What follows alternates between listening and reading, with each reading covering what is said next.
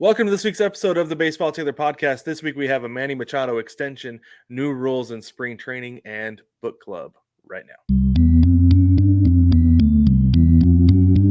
9+ Us presents the Baseball Together Podcast with your hosts, Blackjack Brad and Kansas City Little Big Briggy Blue Eyes. And now, Baseball Together. Welcome to this week's episode of the Baseball Taylor Podcast, Baseball Family. I am one of your hosts. My name is Brad, if you're new here, and then our other host here is Brig on my left. How are you this afternoon, Brig? Exuberant. How are you? Exuberant. I think that's a great word. I am exuberant and very happy to be here. Very excited for this show. Very excited for this upcoming week that we have. Things are just going to get better over the next few weeks, Brig, and I'm in a good place right now. So very good. Outstanding. Very happy about this. All right. As am I. Okay. We have seriously a ton that we want to talk about, but we have a limited time window, so we got to get into it. So first things first, Manny Machado has signed an extension with the San Diego Padres. This coming after last week when he said, nope, they offered me one extension, didn't meet the deadline. I'm going to test free agency next offseason. Apparently, money does indeed talk. So here we are. Manny Machado not just talking this time. It is spitting. Yeah, exactly. He got 11 years, $350 million. He will retire a San Diego Padre. There are no opt-outs, full no trade clause, which I think is smart for these guys. They, like I said last week, one of the big things that they're looking for is consistency and stability. And somebody who has done contract work, that is something that you love. It's consistency and stability. I know it's a little bit different, but still. Right? It's not that much different. What do you think, though? Brig, do you think that the Padres made a good move signing Machado till age 41 here? Yep. Do you? I do, too. I mean, we talked about it last week. He's going to age. He has the potential to age really well in the league. Age naturally in the league. Or in the league well, if I can talk. Maybe it's too early for me to be able to talk. Maybe it's too early. I apologize. Anyway, no, so that's a good deal for the Padres who continue to, as we talked about before, spend money. We're going to talk about spending money right now, actually. Lead us off. Take it away, Brig. Let's talk about some money for us. So I was doing a little researchings. Okay. Oh. I know. I got sitting down and thinking about stuff, and I started digging up information. So this is what happens when Brig does his little forensic searching stuffs. According to Spot Track, whatever you want to call them. It's a terrific website that I just learned about, Brad. Have you been there? I think I've been there for something, but I can't. I mean, I'm sure I've seen it. I don't know. Don't, because you might get lost. Okay? You might get all lostified in there. I did a bunch of digging in there, and I came up with some really fun information. I was tipped off to this by, I don't know which news channel. I was looking for MLB news. Anyway, 30 teams, all 30 Major League Baseball teams combined to hand out contracts worth more than $4.5 billion with 131 free agent signing deals. The free agent signings alone were $3.7 billion worth.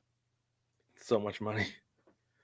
Now, 8 of those players signed deals worth at least $162 million. And I thought it would be fun to talk about who those players are, just so we can kind of track the money. Remember, we always say follow the money. Well, let's follow the money. Brandon Nimmo, free agent, signed with $162 million. Carlos Rodon, free agent, $162 million. All these guys right now are free agents. Dansby Swanson, $177 million. Jacob deGrom, $185 million. Carlos Correa, $200 million. Boy, does that put things into perspective a little bit. Where we were like, he's getting bottom of the barrel pricing on this. No, absolutely not. Xander Bogaerts, $280 million.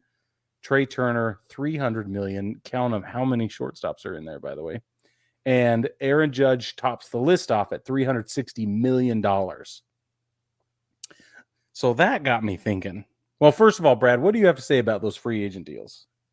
Well, one thing you brought up the shortstops. I mean, I remember growing up and taking a baseball class in college because I could, Yeah, of course. it's always strong up the middle, and your shortstop is up the middle. Shortstops Yeah. and second baseman, just because they can kind of go back and forth, right? Like the last year, the Red Sox paid a whole bunch of money for Trevor Story to play second base for him. Want to be For strong sure. up the middle. So I think that says a lot about it. Aaron Judge could be a center fielder. Once again, strong up the middle.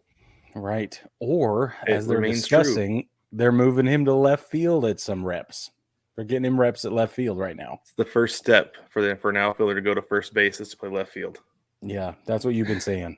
Super, super interesting. We saw Juan Soto also get some reps in left field this spring training so far. Well, and we've seen Judge take balls at first base, not during games, but during practice. Practice, yeah. Fascinating. And he's big enough that his reach will void out any of that right-handed, left-handed stuff. He would be the biggest first baseman in the league forever. ever in the history of I don't all know. time. I don't know why they weren't just like, I don't care what position you play right now, we're teaching you how to play first base because that's a no-brainer. Maybe they have quietly been doing that for years and we just didn't know.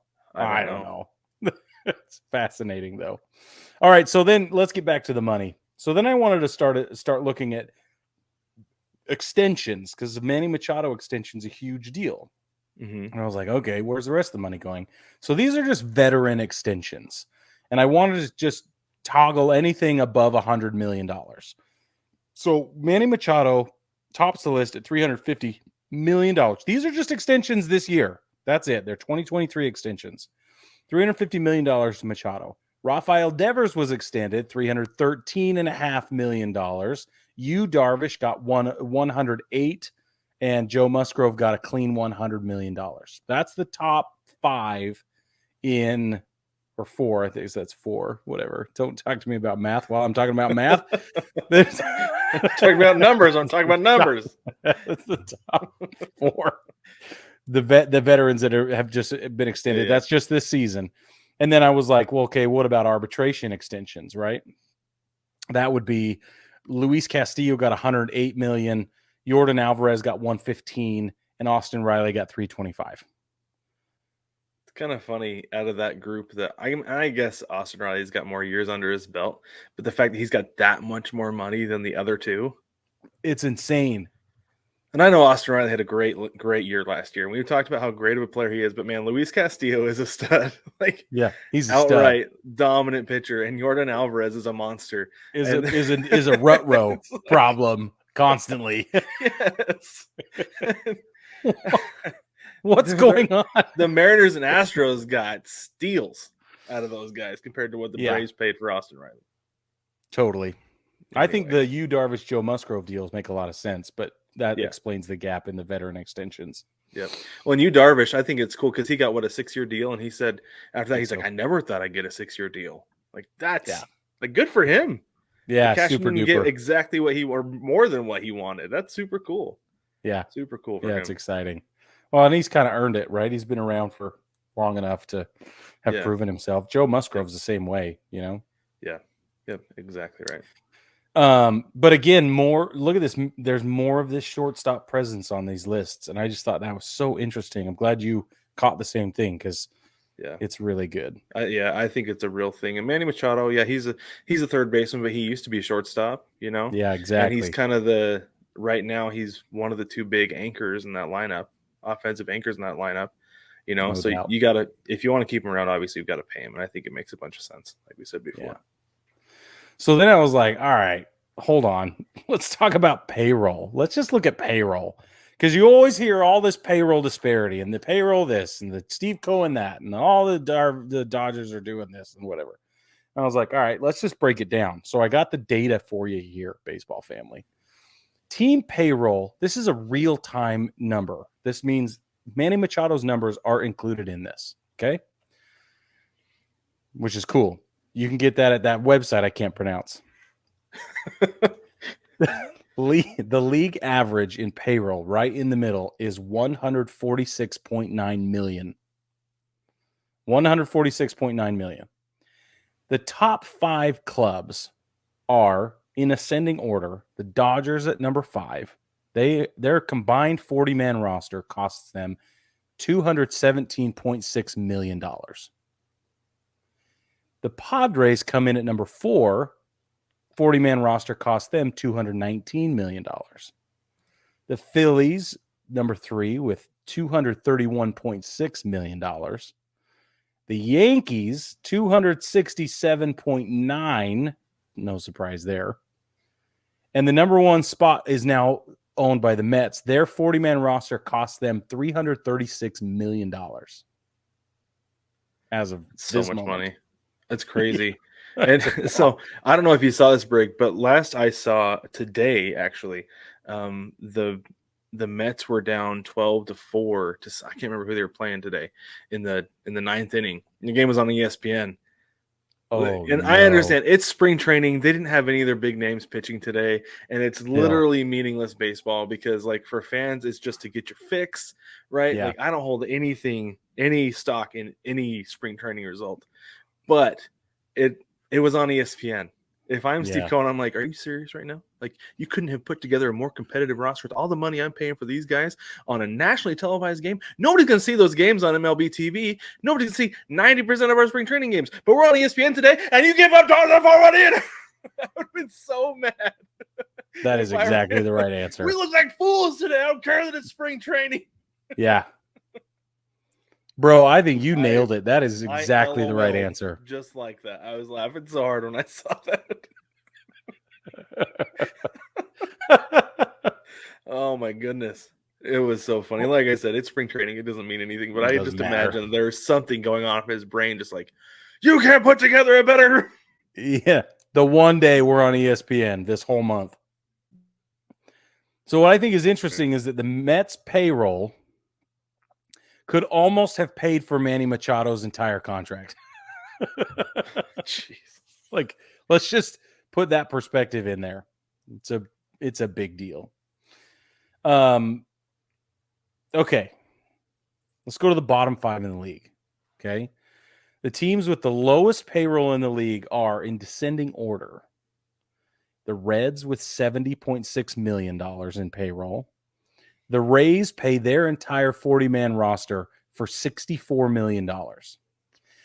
Insane. The Pirates pay their entire 40-man roster $60.7 million. The Orioles $50.6.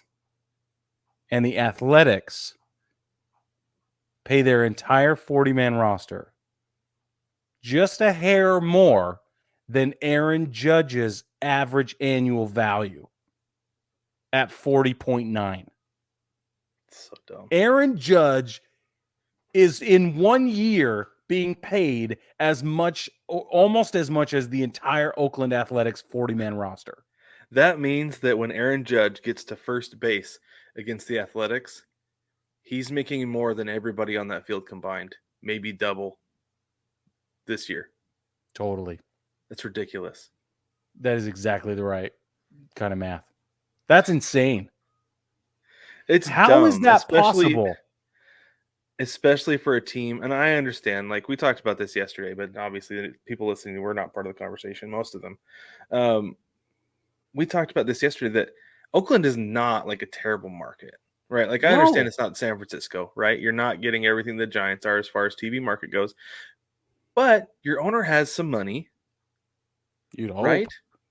Well, a couple billion from what we've been told, right? He's got money that he can spend. He just doesn't do it. He's just not willing to spend his money on the team, and it's stupid. It shouldn't be allowed. It really shouldn't be allowed. Agreed. Like, Major League Baseball should almost be like, okay, if you're going to get a new stadium, like, you're not going to reap the benefits of this. You're either going to pay for this or you're going to sell the team to somebody who is willing to put a competitive product on the field. I understand that there's the whole thing with, like, building through your farm system, and I'm sure baseball wants, like Major League Baseball especially, wants teams to do that because, like, we're spending money on affiliates down in minor league baseball. We want you to spend the money or put in the effort to build a team through your farm system. The Rays have shown that it's possible. Correct. But they're also spending $24 million more almost than what the A's are this year. And that's ridiculous. I don't understand why I it's don't get it possible. either. But even the Reds are not like spending a ton of money because we saw the graphic last year that Ken Griffey Jr. is still on that payroll. Right. And he's like the 5th highest paid player. I don't it's understand. it's bananas to me that these rich people want to be part of the elitist rich club, and I guess I get that part of it because that's something rich people do. Yeah, But at the yeah. same time, though, if you're going to have an expensive hobby, you've got to be willing to shell out the money for that hobby. Right. This is Well, like, okay, so I really would like to get into a special kind of competition shooting that I think would just be fun. And it would be like showing up to the competition with no ammo, being like, oh, I think I can do this with like a box of rounds. And that's yeah, it. Everybody else is carting in, like, you've seen these guys, they cart in these huge gorilla cases and pelican cases full of ammo and cleaning equipment. They got like it's their whole nights and weekends. That's all they do, right? right, yeah, And that's how Steve Cohen looks. He looks like the dude who's backing his gear in on a flatbed truck. He's probably got a camper. He's going to be there all weekend. He's probably on the board in some committee for rules. traveled And maybe a couple days to get there. yeah, dude. And then there's the other guys who are like, my grandpa had some rounds and I borrowed those. And this is my dad's weapon. I don't know where I got it or where he got it. That's how it feels like in Oakland right now. It's dumb. Mm-hmm. Yep. It's frustrating. All right, there you go. There's the money, and I thought it would be interesting to dig it up and make it very plain. Right. And here's part of the problem with this right here is that MLBPA president Tony Clark has said we are never going to agree on a salary cap. And part of the problem with that, like, you can't be like, oh, well, if they're not going to agree on a salary cap, that just means that the Mets are going to be able to spend. No, it also means because with a salary cap comes a salary floor. So they're never going to agree on a salary floor either, because that's part of the problem too, that they're not going to be able to have to force the A's to spend $60 million a year to put a competitive team on the field. Right. That's the big problem with never being able to agree on a salary cap. But they've put together, we talked a little bit about this last week, the MLB Economic Reform Committee. It's comprised solely of owners, which I just found that out. Doesn't make a whole lot of sense to me. Did you know that until today? I think I saw it the first time. And just like, that might have been why I just like deleted, because I was so mad, just like scrolled right away. I'm like, get out of here with that garbage. I learned that today, Brad, and I was like, what? That it's not like an independent agency. I thought maybe there would be at least some mixing of players association folks. At least have some former players in there. Like, you don't have to have active guys because you don't necessarily want them, but get some former players in there. Players need a voice, right? Yeah, no, it's all owners. Yeah, but here's the other thing too, though, is fix it. Tony Clark about this said that it's focused on how best to depress players' salaries. That's the underlying theme there, and it kind of is, right? Because because owners are really upset about the Mets, and owners have been upset about the Yankees for decades. Right? Yeah. And so, and I get that. I get the complaint is that they're like, well, we don't have the money to spend. Like, okay, well, you don't have to have the money to spend, but you do have money to spend. You need to spend that money. That's the problem. We're not asking you to spend $336 million. No, not at all. Not at all. Let them throw that money down the drain, because they're not going to win the World Series anyway. Right. Seattle is, right? Yes, exactly. So Seattle, let me look while you're doing that. Seattle's like right in the middle, to be honest with you. It's got to be that closer to that 140. They're really close to that 140. But a little note, I mean, many of us know this, the MLB is the only major sport in North America without like a formal salary cap. Yeah. But Major League Baseball is also the sport with the most parity in it. Yeah, and part of it's because baseball is random, but you don't get it in the NFL. You certainly don't get it in the NBA. You've never gotten it in the NBA. Okay, are you ready? Yeah. Seattle's 40-man roster right now costs $129.8 million. It's like what, 17? It's 18th. Yeah. I thought they were pretty close to the middle there. So, yeah. And that's the thing that's crazy is that, like, even being right in the middle, it's still like, well, they could still spend some more money that they didn't spend this offseason. They could have. Yeah, they could have. So, I don't know. It's a whole thing. It is a whole thing, Brig. And we're going to continue to see it until they come up with a viable solution. And apparently, salary cap is not the solution because they're never going to agree on one. No, they're not. The problem is that I think, and this was reported as well, if you listen to Tony, he sees this as early stage positioning for the next CBA agreement negotiations. Yeah. And he's right. Like, we already have to talk about that, and it's going to be a problem. The last time a salary cap was a huge problem, 1994. Yeah. Yep. So, ruh-roh. I know. Yeah, I know. It's ridiculous. But yeah. Anyway, let's move on. Let's talk about rule changes in spring training, because we've been talking about them for quite a while now, and we got to see them actually in full force over the weekend. Sure enough. The one in particular that really made the most noise, obviously because it's the biggest change, is the size of the bases. No, I'm just kidding. Nobody said a word about the size of the bases. Everybody's making a big deal about it and like, oh, look at Jose Altuve. It looks like an ant on those new bases. Nobody said a word about the big bases, and I knew it. I knew it, Greg. I knew it all. No, it's the pitch clock. They are saying things about the size of the bases, but we'll get to that later, Brad. I haven't seen a thing about the size of the bases. All right, let's talk pitch clock, Greg. Everybody's got their panties in a twist over the pitch clock. Right. Okay. Now, let's recap the rule here real quick. Players have 30 seconds between batters to resume play, 15 seconds. Pitchers have 15 seconds to throw the pitch with nobody on base, 20 seconds with the runner on base. Yeah. That's to start your delivery. As soon as that front foot comes up, it doesn't matter what the clock's at anymore. The pitcher starts when, or the clock starts when the pitcher gets the ball again, and then hitters have to be in the box, alert, facing with their eyes toward the pitcher, with 8 seconds left on the clock, or else it's an automatic strike. If there's a violation for the pitcher, it's an automatic ball. I actually saw one today while I was watching the game, and the pitcher just laughed. He's like, well, I lost track. I wasn't watching. Sorry, man. Yeah, he's like, my bad. And this is the thing, is like the pitchers, if they can own it, there's like, well, all right, I guess I got to throw a competitive pitch this next time. So right, it is what it is. Yeah. Hitters will only get 1 timeout per plate appearance, and pitchers only get 2 free pickoff attempts. On the third, they have to get the runner, or it is a balk. Well, they are allowed 2 disengagements. Is what okay, so they can step off. They don't can have step to off. Pick off. They can pick off. Let me see. I got it right here. Hold on. Yeah, it's pickoff attempts, fake pickoff attempts, step off the rubber for any reason, or defensive timeout calls. Yeah. And a violation is a balk unless a runner advances on the play.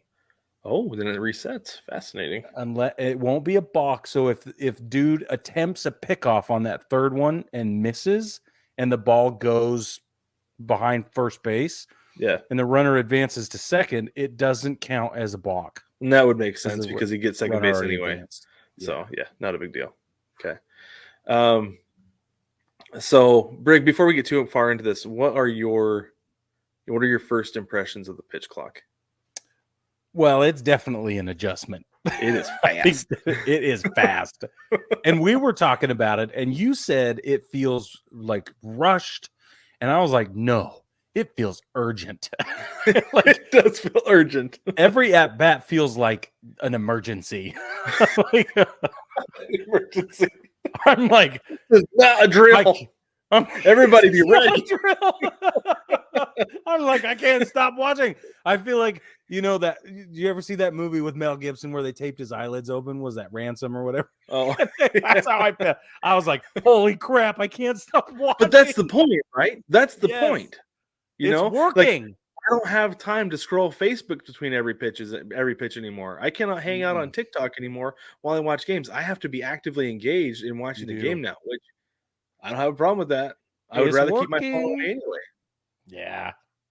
No, it's pretty it's going to be interesting to see how long it takes us to adjust as fans to being like, oh yeah, I remember when we used to not have to worry about this. Because that day will come. That the day will come. Right, exactly. But it's like I said last time. There hasn't always been a play clock in football. There hasn't always been a shot clock in basketball. Right. And they're better for it. Listen, I predict right now that this will never just float away on the breeze like mound visit limitations did. Do you remember when everybody was up in arms about mound visit limitations? You don't even notice anymore. Even we were like, oh no, Yeah. we're not so sure. Yeah. And now Yeah. we're like, what? They limited mound visits? You don't even notice it. You don't even notice it. Never. Yeah. So I predict that this is not going to behave that way. The fans' engagement with the game will always hinge now on the clock. It is going to be a focal point moving forward.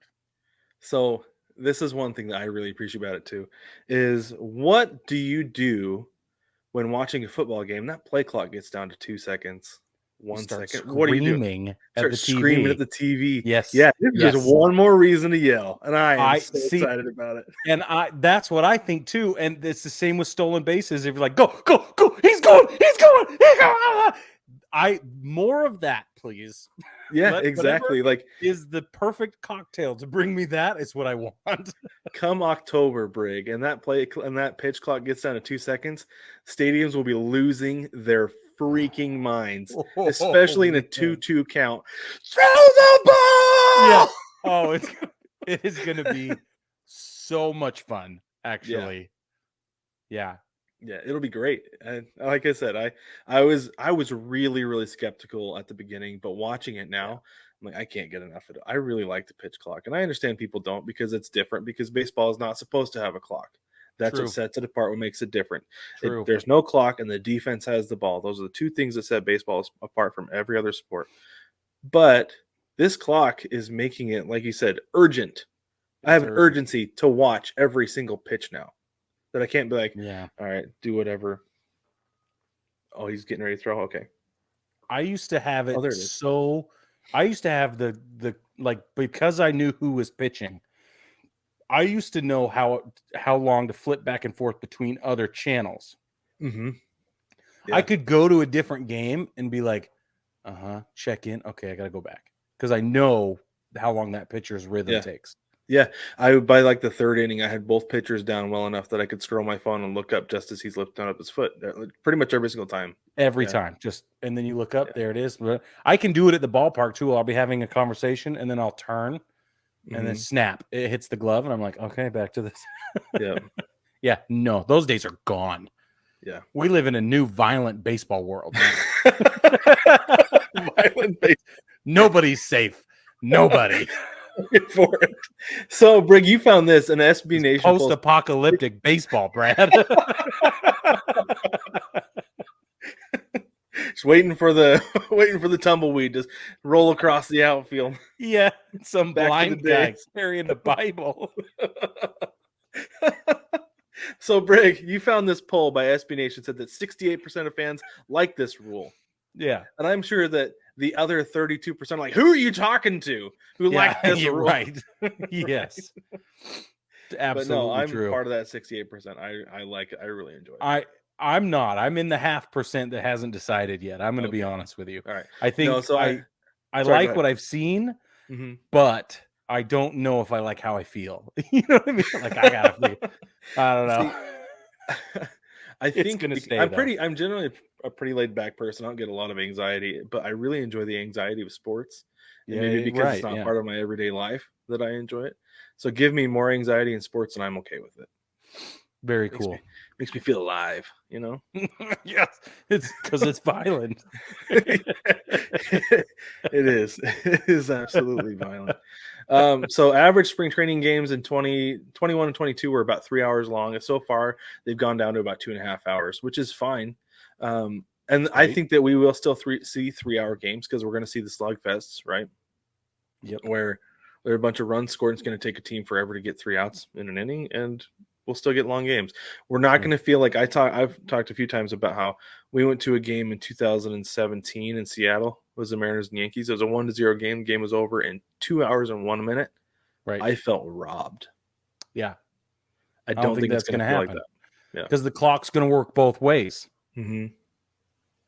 Yeah. It will normalize everything. Mm-hmm. It won't just rush everything. It's gonna equalize. Yep, exactly right. And one more thing on the pitch clock. as far as like the changes and everything. This is according to CBS Sports. If MLB averages regular season games at 2 hours and 39 minutes, it will be the shortest games have averaged since 1984. Bazinga. So that's something new for us to experience, apparently. Well, yeah, because apparently games got way longer after the 2011 changes. Mm-hmm. So we'll see. Yeah, this is like a whole new generation of baseball. Well, the thing that's funny about it too is that the rules state that there's a specific amount of time. Like the rule itself isn't new. What's new is the enforcement of it. That they're actually like forcing guys to limit the amount of time that it takes them to throw the pitch. Right. And so that's one thing. But they're engaging the fans at the same time. Right.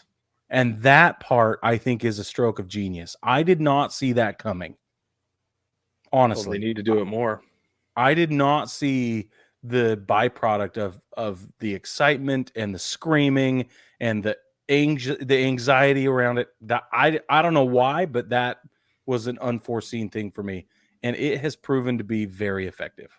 Yeah, I didn't think about it until that first game over the weekend. But my last thing with it is one of the problems that a lot of people had. We're going to get into some violations here in a minute, but there was, I think it was on Saturday, the Braves game. Yeah, it's down there. It's on there. The Braves and Red Sox. That game ended with a violation. Third call strike on Cal Conley. Yeah. And a lot of people were really upset. Like even Jeff Passan, he tweeted something about like, this is today's baseball. It's like, okay, but isn't there a clock rundown? Like, isn't there supposed to be like a mandatory clock runoff if there's a delay of game penalty in like the last 2 minutes in an NFL game? So technically the game can end on a delay of game penalty in the NFL too. Right. So I do think they need to address this. What would you suggest though? I mean, at that point though, like I understand the moment, like especially right there where it's a tie game in the bottom of the ninth inning, like it takes a little bit to get yourself composed, but at the same time though, like you got the clock and that's part of the game now. Yeah, but this was a spring training game and we can all shrug this off. We're not going to be able to shrug this situation off very much longer. I think that if they're smart, Major League Baseball takes the next 24 hours and figures out how to, war games a way around this situation where there's a caveat or some sort of stipulation, and they implement it now while everyone is still adjusting to all the other new. If they try to implement something by the All-Star break, then it's going to mess with everything. Yeah, it would. It really would. But at the same time, this is their adjustment period. This is for them to be like, oh, they're serious about it. They will end a game on it. We ended a playoff series on a check swing. Yeah. That's true. Just a year and a half ago? Yeah, that's a really good point. Because there is a certain toe the line mentality going on as well. Yeah. Because these umpires, you can tell, you watch the umpires, they're like not even messing around at all. Oh, yeah. Well, like I had talked about that I thought it would be better if they enforced it more like the play clock in the NFL than the shot clock in the NBA. It's a shot clock in the NBA type of thing. Yeah. There is no wiggle room for this rule. Not at all. Which brings me to the reason the Cal Connolly situation is so interesting is because I think we've seen a lot of batters do this. They look at the catcher, right? They get in the box. They're looking at the catcher. They're watching to see when he's ready, and then they turn to the pitcher. And that's what he reported as doing. He said he was looking at the guy, he's the catcher, and the catcher was standing in the box, in the catcher's box, behind the plate. Which prompted everyone to ask, like, what's the rule for the catcher? Apparently, the catcher only needs to be behind the plate, does not need to be in his squat. He doesn't have to be ready. But by 9 seconds, the catcher has to be behind the plate, standing or otherwise. It does not matter. And so that's what happened is that, he was watching the catcher. The catcher was in his proper position by the 9-second mark. And then 1 second ticked by and he wasn't ready with eyes on the pitcher. That's what happened. Well, you know what we say at my house? What? Worry about yourself. Yeah. That's what we say at my house. That should be the rule. Worry about yourself. Get in the box, get ready. Whether the catcher's ready or not, doesn't that's matter on him because right. that's going to affect the pitcher too. But if you get ready, then because you shouldn't be looking at the catcher anyway, in my opinion. I'm It just used to saying be I that was see it a grounds for lot. getting hit. I don't know, man. I don't Pretty know. interesting situation. It is really interesting. But the first violation was Manny Machado, and I think he said he's going to have a lot of 1-0 count or 0-1 counts this year. He's like, after the I don't game. care. Yeah, I don't care. I don't know. He'll get around to it. It'll be fine. I'm not worried about it. Max Scherzer said, really the power the pitcher has now, I can totally dictate pace, Scherzer said Sunday after his spring training debut. The rule change of the hitter having only one timeout changes the complete dynamic of the hitter and pitcher dynamic. I love it. That's trouble anytime Max is happy. For batters, it is. Yeah. But all the other pitchers in the league are going to jump all behind this bandwagon. They're going to be like, oh, what is Max doing up in that wizard brain of his? Yeah. Yeah, for sure. Yeah, because he can take it down to that 1 second. Oh, yeah, and he will. And then he'll come right back and throw it at 8 seconds. Yes, that's what I was going to say. Mix up your pace. Bro. Mix it up. Have your foot up as soon as that dude's looking at your face, or hold him in his position. Oh, yeah, mix it up. We're gonna see a lot more gamesmanship with pace, mixing up pacing, I think than we've seen the last several years. Well, so that's why I wanted to figure out what the hitters feel, and I found Aaron Judge quote. Aaron Judge says he likes it. He's quote, I think you can kind of play around with it a little bit. I think it definitely speeds up the game. And he says anything that kind of keeps a pitcher moving and on the go and hopefully keep him out of breath, I'm looking forward to it. The interesting thing is the juxtaposition between what Mad Max is saying and what Aaron Judge, the Chief Justice of the Supreme Court, has now said is those don't add up. One of these things is not like the other. Well, this is the thing is guys like Max Scherzer is well conditioned. He can throw 9 innings. Yeah. Not every pitcher is well conditioned and can throw 9 innings. That you're going to get guys who would take their time and stand behind the mound, catch their breath, really slow things down, right? And that was part of the reason it was taking so long. But now you've got to go. You don't have time to take a breather.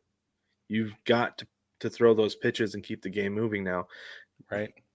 And I think it could separate the good from the great, just like a lot of things do with more endurance and more challenging feats in sports that some of the good pitchers are going to wear out and maybe only last 3 or 4 innings because they're gassed, depending on how long those first couple innings go. I agree. So hit the warning track and start conditioning, guys. Yeah, they're going to need better to. for it. All right, Brig, tell us about larger bases. Yeah, listen, okay. It is happening. People are talking about it. J.J. Cooper from Baseball America reported the following statistics. I thought this was awesome. He says teams are averaging 1.08 steal attempts per game so far. That's nearly 40% increase from 0.77 attempts per game in spring training last year. The success rate is also up. Last year in spring training, teams succeeded 73% of the time. This year, the rate is 78%. So not only is it happening, but it's happening more successfully. And he said, I continued reading. I think he quoted the statistic was, if this persists, not only the stolen base attempts, but that the same success rate, and it's a 20% increase or something like that, then we're going to see the most stolen base success rate since like 87 or something like that. It's a game of inches, Brig. Bro, I was like, woo, this is so exciting. Because I told you 3 years ago. I know, but stolen bases, everybody steals more bases in spring training than they ever attempt in the regular season. Well, because you got guys trying to make the club. Yeah, they're more aggressive. Right. But that's why I thought it was interesting what he said about if this persists, because if it does, we are going to see way more interesting baseball this year. And on top of that, there's no shift.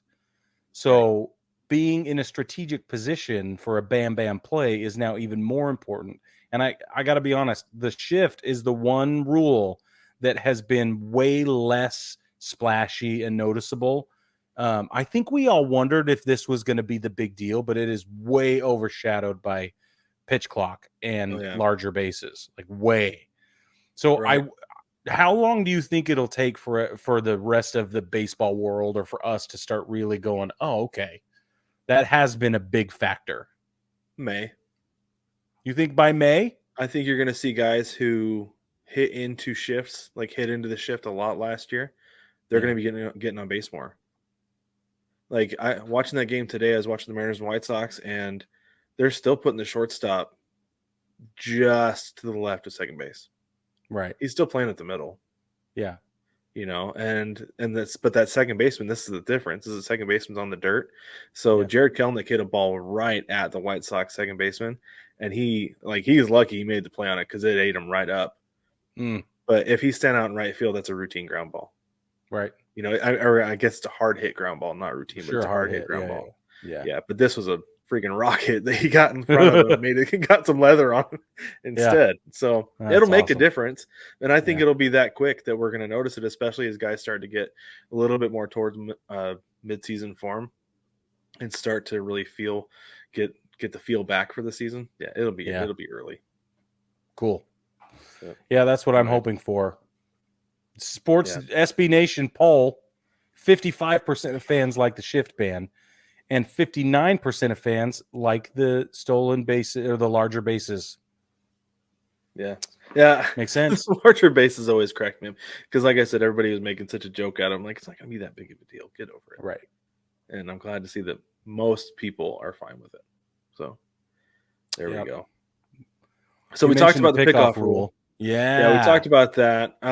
It turns out 42% of fans like this change. I don't know why. It keeps the game moving. Pickoffs make me crazy. Me too. Too many for sure. Yeah, definitely. Position player pitching, they have a little bit of a rule. Honestly, we're not even going to notice this, I don't think. It says 34% of fans support this change. I think what it is fans liked seeing position players pitch because it was a novelty. But it stopped becoming such a novelty last year and the year before. And so 34% of fans supporting this, I don't know if they necessarily understand what it means. Yeah, right. Yeah. I love seeing the position player. Well, yeah, but do you like seeing it as much as you've seen last year? Well, no. Right. Okay, there you go. You're just glad Pujols got a chance. Okay, that's all you're happy about. Yeah. Yeah. And I wanted Yachty to get a chance too. That was awesome. Yeah. Agreed. Fantastic. And then the Manfred man, the ghost runner on second in extra innings. 34% of fans support this garbage. We are in the 70%, obviously. And against it. Yeah, I don't know why anybody supports this. I mean, I guess I can see it makes the game go faster. Yes, it does. But also, it's not really. It's high school. It's not good. Yeah.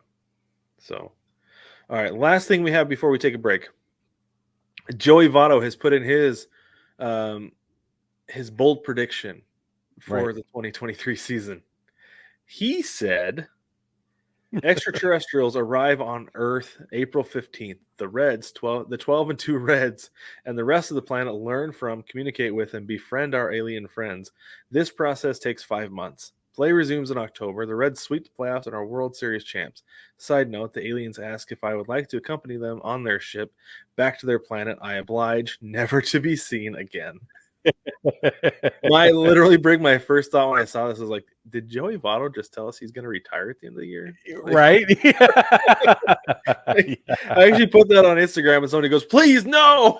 Yeah, I They're saw more concerned that. about him retiring than aliens than him being taken by aliens. Yeah. Well, that's justifiable. The other thing I thought was funny about this, though, was that it takes the world literally shutting down because aliens have invaded and taking 5 months off and having played 14 games for the Reds to win the World Series. And Joey Votto is admitting that.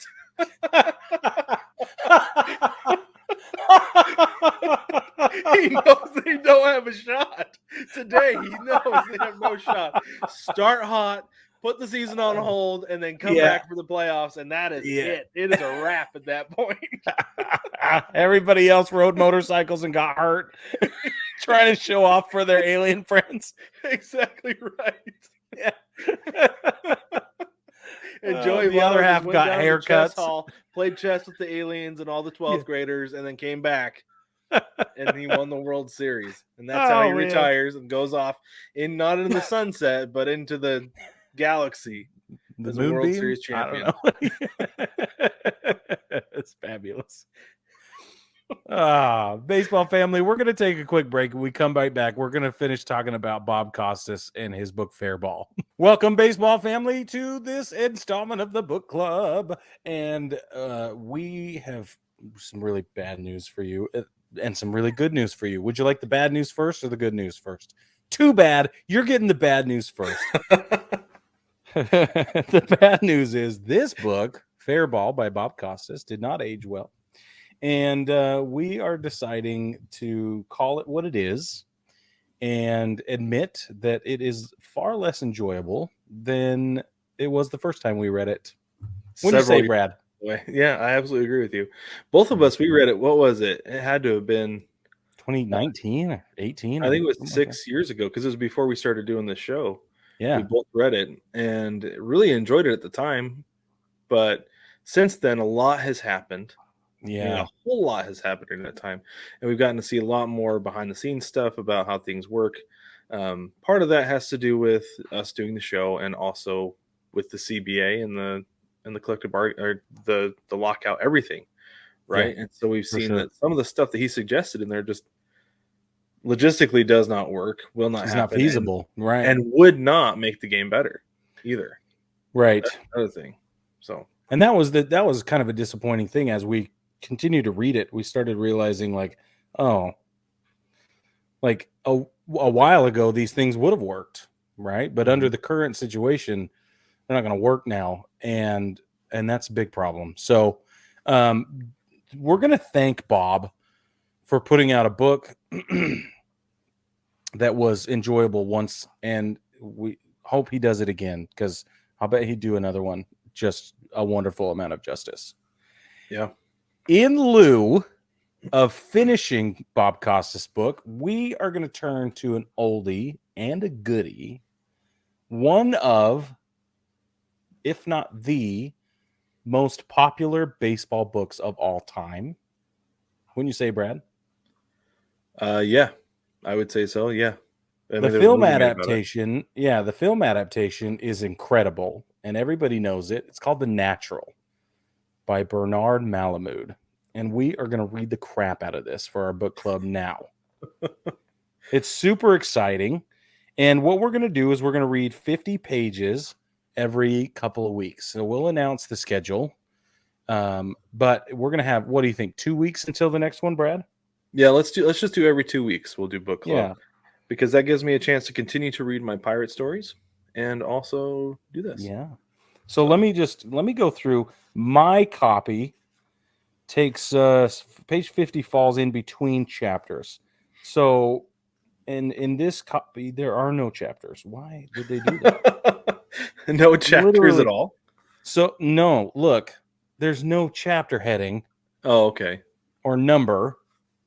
So if you're going to get the one I've got, which is the FSG Classic Edition with an introduction by Kevin Baker, it's got a green cover, then we're going to go through 60 pages. And I don't know why there are no chapters. That's weird.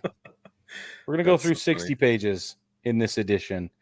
The first sentence of the page 60 says, at the clubhouse the next morning, the unshaven knights were glum and red-eyed.